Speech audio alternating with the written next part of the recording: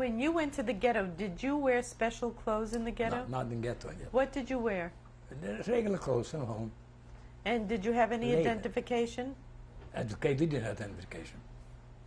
They know us all. The Gestapo know everybody by name. There's no such thing. They were so organized. That's what I've been telling you. It's unbelievable.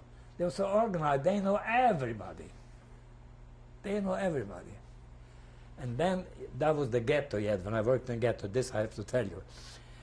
I worked in a place. One day they sent me to a place to a Gestapo that I guess the SS needs some work to do in an office. They took me separate for a truck because from my job, from the cabinet shop, they took me there and I should do some work. There was one SS man, an officer, he was running the office. And in ghetto, like I told you before, they gave us produce, but they didn't give you wood. And the SS has a pile of wood.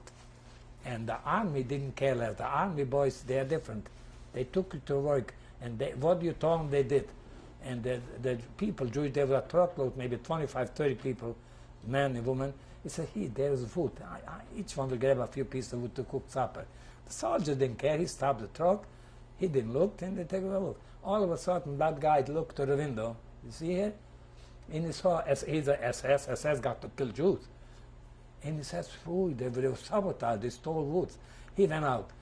And I was working. Then all of a sudden, I had a tumor outside. I looked to the window, and I saw, there were 30, 40 Jews in a truck, and the Gestapo stayed on the top of him. Oh, I have to do something, because when you work in Germany, when you work, that you're my Judah. You see, they wouldn't do nothing to your Judah. You kill the other Judas. And then I went there outside. I told him, I forgot already what his name, but he was a SS officer, Gestapo. I said, the telephone is ringing. And then, right away they went because they were afraid. You see, they were under discipline. They too, that if an officer called him and he wasn't on the job, he's in trouble too, you know? And I knew that because I was there for so many years. He ran right in the office, and I told for the German, for the soldier, run away. Because they were digging already graves. But then, so take the people and run. And I never saw them people before. They were in the ghetto. And he came out, he says, the telephone wasn't ringing. I says, you better, you see, you weren't there, you better go backstairs because they might call you again. May call you again. And we went there, and then we start to work, and then we forgot about all the incidents. That's what I said. I know I saved them people for sure that. And I never saw them because the ghetto was so big, it was so huge. You didn't know everybody in ghetto because there were piled 40, 50,000 people in something. How could you know? We saved. In ghetto we had a very friendly life. The Jews each other. As long as the SS didn't bother them. As long as the SS didn't bother them. But there were a lot of them get killed in ghetto too. They came to the ghetto with trucks and they took away 1,000,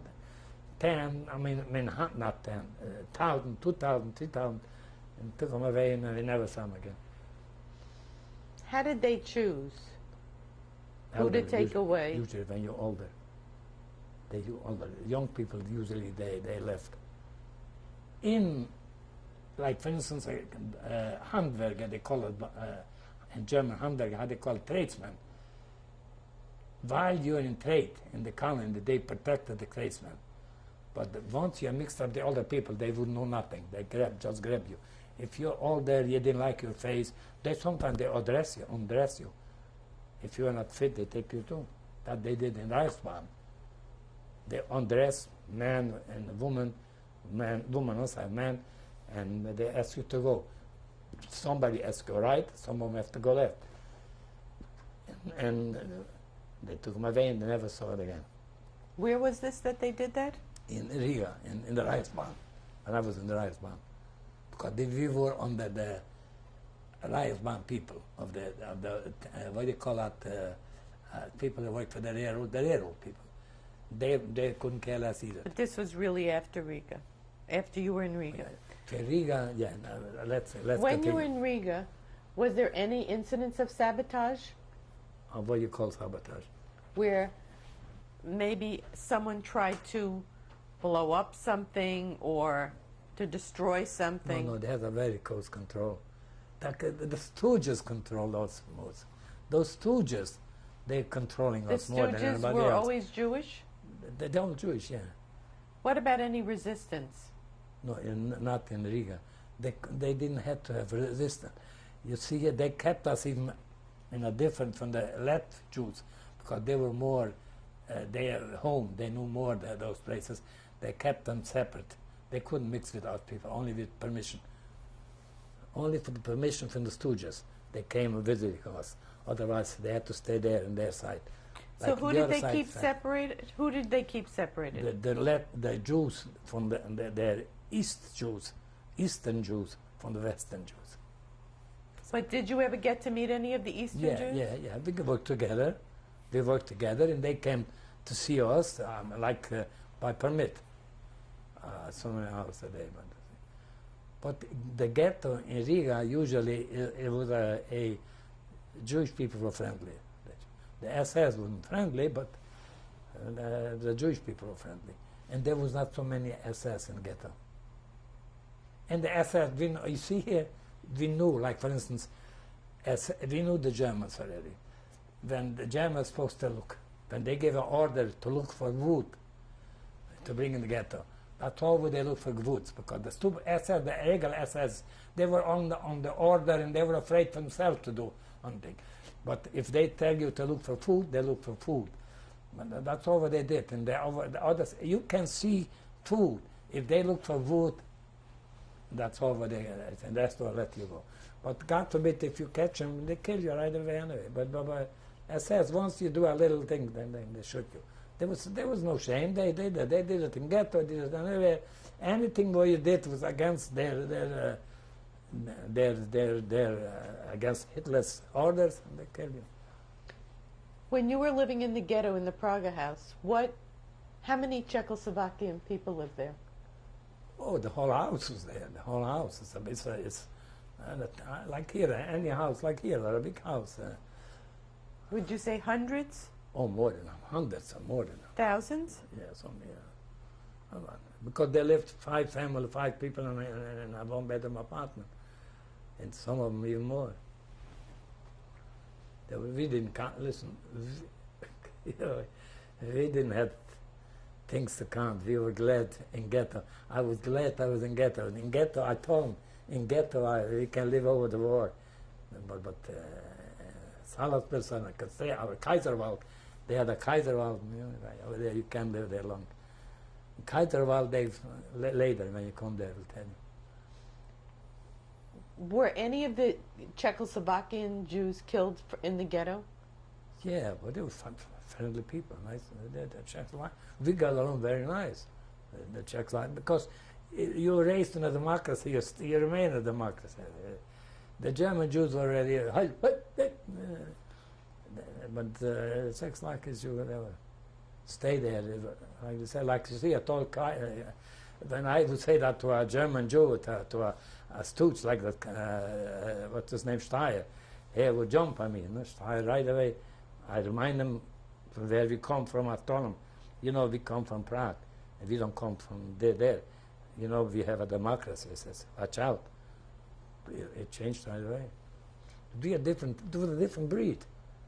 Even now we see a different breed between the Czech Jews and the Polish Jews. You still see a different, even here in America, you still see a different. What's the difference? It's, they even say themselves, finer. It's a little, a different quality. Different quality. Because they are under strength, under terror. The Polish Jew, the government was fascist, always bothering people. We were under the Masaryk, I don't know, my head, he was the president. He was, somehow, we had a better, I wish America would have a democracy like him. They would know, nobody would dare to touch a policeman. The policeman was your friend. Once I had an incident in Prague with a policeman. I crossed the street. Where I was supposed to. Then he stopped me. He told me, you got papers? I says, no, I don't have any papers with me. I says, do you know somebody here? He says, yeah, here, this man know me. He called him in, his name was Weiss. I said, do you know him? He said, yeah, this is Moishe. Yeah, go ahead. As long as it was Master was riding trolley cars. It's not like here a president have to be hard. He was riding a trolley car every day. They had to go someplace visit, and people was he was sitting between people. When he got older, he asked the people on the radio not to salute him because he couldn't raise his hand. He was already in the 80s. When you were living in the ghetto, did you get news from the outside about the war? How did you get the news? We worked between the non-Jewish people. We worked between the non-Jewish people. They had the news. The non-Jewish people, they didn't care less what you do. What them. They had a newspaper. The guys gave the newspaper. Where were the non-Jewish people from? From Riga. They worked there. But what the from mechanics. what? Most of them. We've been. You see, there was a different kind of class people. The tradesmen, they were treated different. The tradesmen. And the plain woman cleaning up, sweeping the streets, it's a different story. But the tradesmen had a different type of people, and we dealt with different type of people. We didn't see those people only on the way home. But once we come to Riga, and I went to the cabinet shop, and I was between the Goyim most of the time, and there were a few Jewish cabinet makers, and that's what we didn't call the. And then the officers came, the German, but the officers, there was not SS. The SS we had to contain in ghetto already. But the minute we came to ghetto, that was the SS. They couldn't care less. They killed you left and right. For any little thing, they kill you. If you had to, I knew already, when they ask you a question, you have to answer them right away. If God forbid, if you delay it, boom, they got you. How did they get you? Huh? How did they get you? They shoot you. What's my way? They're ashamed? They weren't ashamed. They there is made to kill the Jews and vernichting the Jews, and that's why they did it. The Wehrmacht is not art. When the Wehrmacht passed by, they throw you bread from the trucks. The Wehrmacht couldn't care less, actually. I don't know if they knew about it or they didn't want to know about it. This was in Riga? In Riga, yeah. The Wehrmacht couldn't care less. When you worked with non-Jews, where were they from? What countries? In Riga. They were? They were free people. They went home after work, family, man. They get paid. We didn't get paid, but they got paid. How did you communicate with them? We learned the languages. I knew a lot of languages then. Then I spoke Russian, and I spoke Polish, the languages. But Russian, Riga, they were Russians over there. They're born there, and they told us don't talk too much to the Polish people in Riga, because they are not. They tell you anything for the Germans if they don't like something. I didn't have discussion with them. I had a discussion with the Russians. I was friendly with the Russian people. Only I did it what's according to the work. I gave them do this and do this and do this, and that's all. I didn't have any friendly discussion with them. None with Polish people? Not with Polish, because These they are were very... non-Jews? Huh? Non-Jews? Non-Jews, yeah. Polish people are bad people. Very bad people.